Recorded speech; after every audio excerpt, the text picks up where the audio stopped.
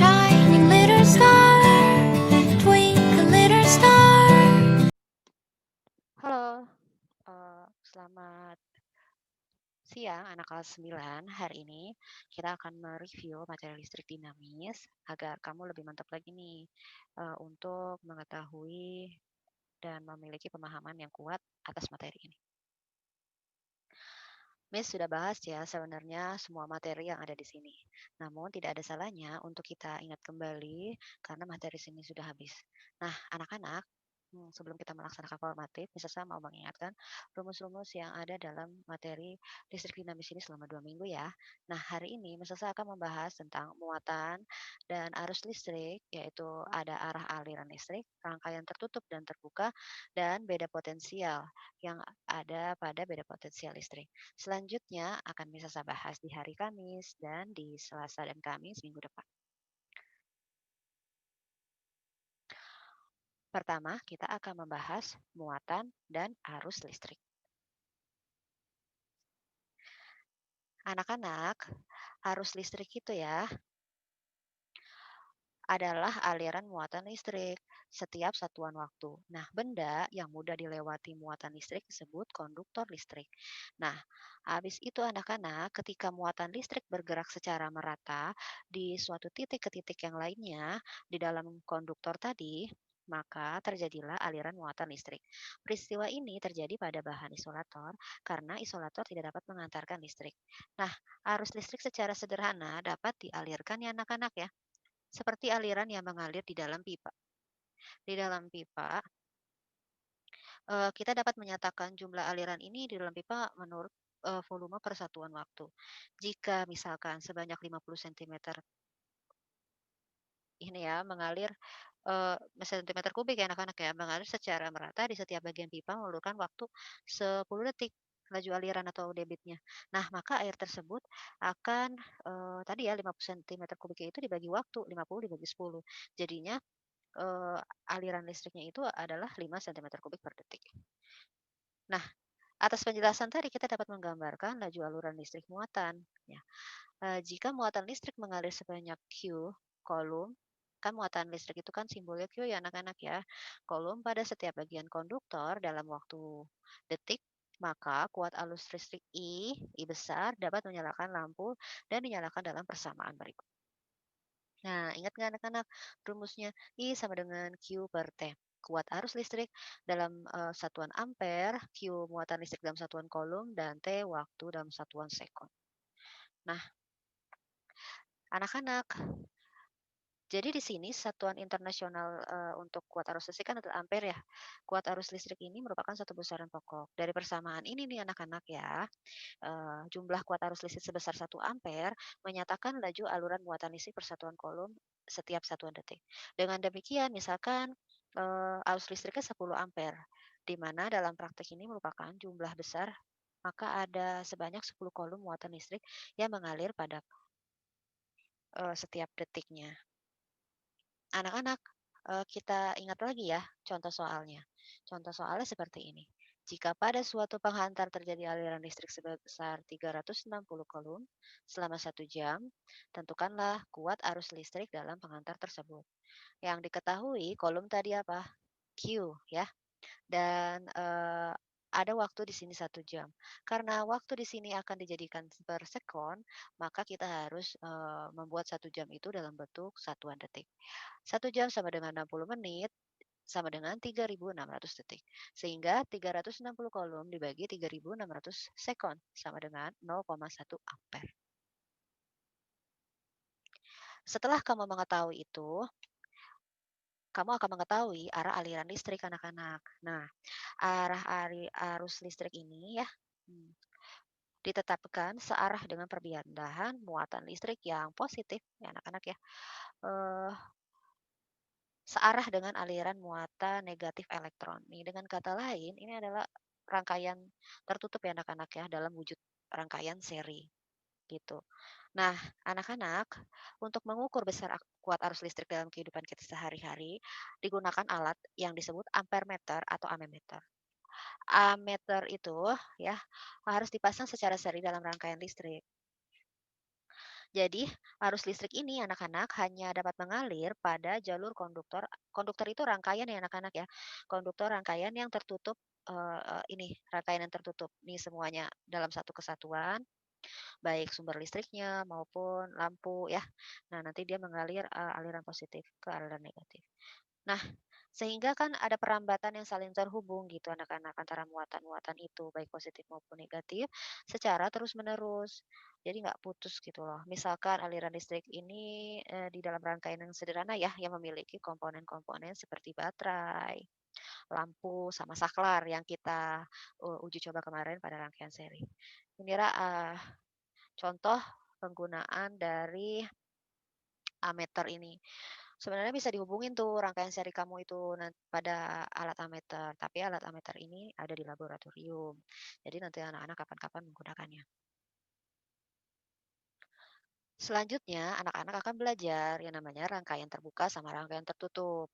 Nah, anak-anak, di dalam rangkaian terbuka sama rangkaian tertutup ada simbol notasi nih anak-anak, komponen listrik pada diagram rangkaian listrik. Kan kamu selama ini nggak tahu ya ini apa ya, terus ini apa gitu ya dalam soal. Kadang-kadang nggak ada lampunya, nggak ada baterainya wujudnya. Nah, simbol-simbol notasi ini ada artinya sebenarnya. Kamu lihat bagian sini aja. Kalau dia ke atas dan tidak menyatu, berarti dia rangkaiannya terbuka.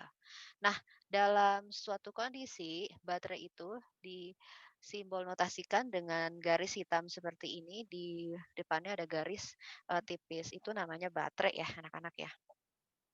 Nah, sedangkan kalau ada tanda X-nya, bulatan tanda X itu adalah notasi lampu atau bulatan tanda setengah lingkaran gini itu notasi lampu. Nah, kalau rangkaian tertutup kesebalikan dari rangkaian terbuka ya.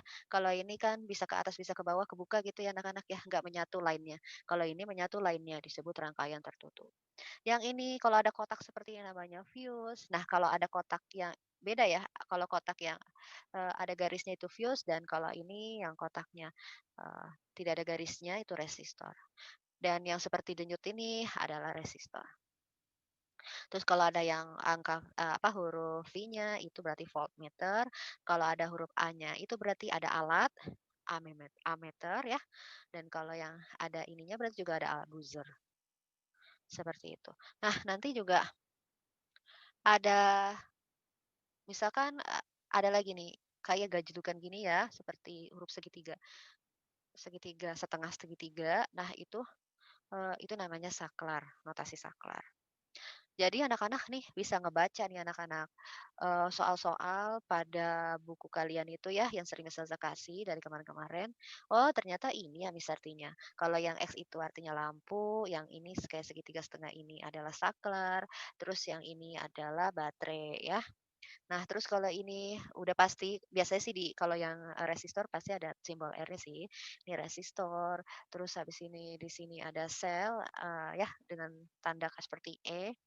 Terus kalau di sini tebel baru, baterai ya, Nak, ya, karena dia agak lebih kuat. Nah, terus ini yang ada A-nya ini ammeter, berarti ada alatnya nih anak-anak soalnya. Terus habis itu di sini ada kuat arus, resistor, dan juga sel lagi.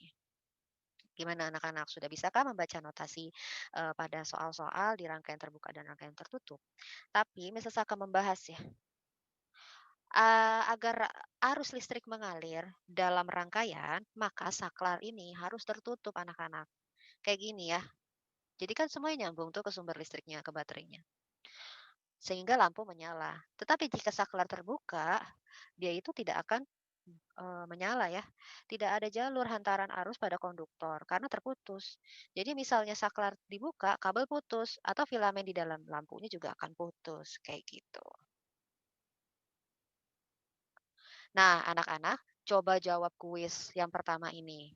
Misal saya akan membuat kuis ada 2 ya, sebentar lagi. Tapi kuis yang pertama ada 5 soal. Yang pertama ada berapakah kuat arus yang mengalir pada penghantar yang dialiri muatan listrik sebesar 0,5 coulomb dalam waktu 2 detik. Pakai rumus yang tadi ya. Nah, jelaskan mengapa arus listrik tidak mengalir pada rangkaian terbuka. Barusan aja Miss bahas.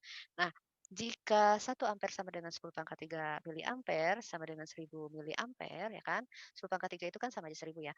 Maka kalau 300 miliampere berapa ampere? Yuk matematikanya dihitung.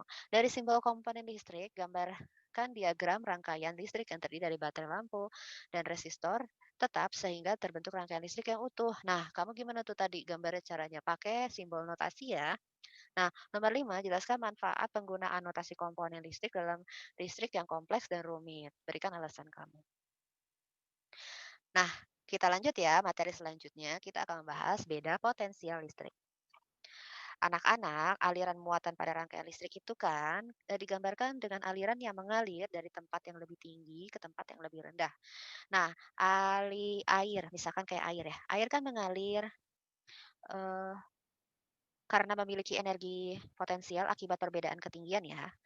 Nah, begitu pula halnya arus listrik. Kamu misalkan lihat pompa air di rumah kamu, kan digali tuh ya Naya sumurnya dalam banget. Nah, kenapa sih kok bisa sampai ke atas dan bisa mancurin ke pipa-pipa air kita? Itulah adanya beda potensial listrik disebutnya.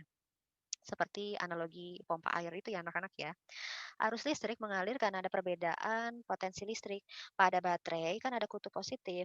Baterai ya memiliki energi potensial yang lebih tinggi dibandingkan dengan kutub yang negatif.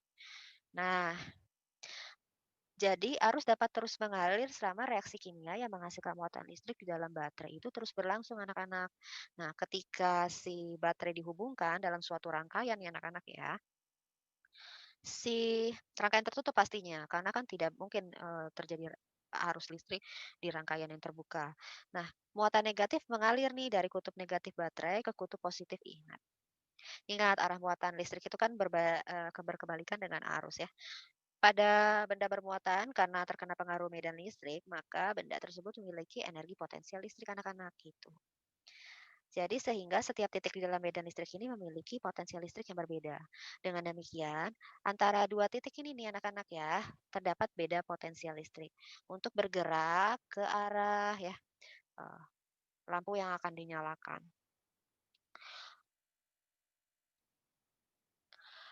Karena adanya usaha ya untuk mengalirkan ke kabel-kabel atau cabang-cabang yang akan mengalirkan listrik ke lampu yang tadinya dia sumbernya kuat kan akhirnya berkurang ibaratnya gitu. Nah, akhirnya ditransfer energinya ke lampu. Nah, gitu ya anak-anak ya maksudnya. Sehingga dia ini akan menimbulkan ada yang namanya energi listrik dan muatan listrik ya. Jadi beda potensi listrik itu ketika mengalir ada energi listrik, terus ketika lampu sudah menyala nanti ada muatan listrik di situ ya. Nah, sehingga rumusnya delta F sama dengan W per Q ya. Kita lihat contoh soalnya. Di dalam sebuah pemanas listrik sebanyak 3,75 kali 10 pangkat 4 kolom dan besar usaha untuk mengubah energi listrik menjadi energi kalor. Kan pemanas listrik ya, kamu tahu ya teko listrik itu. Tadinya diisi air nih, Nak. Nah, kan belum itu, habis itu dicolokin nih ke listrik. Dari listrik berubah kan energinya menjadi panas. Nah, ketika sudah menjadi energi kalor, akhirnya energi itu memiliki 9 kali 10 pangkat 6 joule. Hitunglah beda potensial listrik ya pada pemanas listrik tersebut. Nih Q-nya nih anak-anak 3,75 kali 10 pangkat 4 kolom. W-nya 9 kali 10 pangkat 6 joule. Nah, tadi kan rumusnya delta F sama dengan W per Q ya kan. Ya udah tinggal dikali 9 kali 10 pangkat 6, 10 pangkat 6 itu kan 1 juta ya anak-anak ya. 9 dikali 1 juta jadi 9 juta. 3,75 kali 10 pangkat 4 berarti 10.000 ya, 10.000 ya, jadi 37.500. 9 juta dibagi 37.500 sama dengan 240 volt. Nah, sekarang kamu jawab kuis yang kedua. Berapa beda potensial kutub-kutub baterai sebuah rangkaian kalau baterai tersebut energinya 80 joule dan muatannya sebesar 10 kolom? Gampang ya, tinggal dibagi. Sebuah baterai yang mempunyai beda potensial 1,5 volt, berapa besar perpindahan energi yang diharapkan kalau memindahkan muatan sebanyak 40 kolom? Nah, ini anak-anak eh, bolak-balik rumus ya. Tetap rumusnya masih sama itu, tapi yang dicari beda nih. Udah ada voltnya yang diketahui muatannya. Berarti yang dicari W-nya ya. Nah, Joule-nya. Nanti kamu cari nomor 2 joule-nya. Terus yang nomor 3 untuk memindahkan kolom muatan listrik dalam sebuah pengantar titik A ke B, ini tetap ya sama, tinggal dicari beda potensialnya. Oke anak-anak, sampai situ dulu materi pelajaran fisika hari Selasa ini. Sampai ketemu di pertemuan berikutnya di hari Kamis. Jika ada pertanyaan, eee, tanya aja ya ke Miss. Sampai ketemu di pertemuan berikutnya. Bye-bye.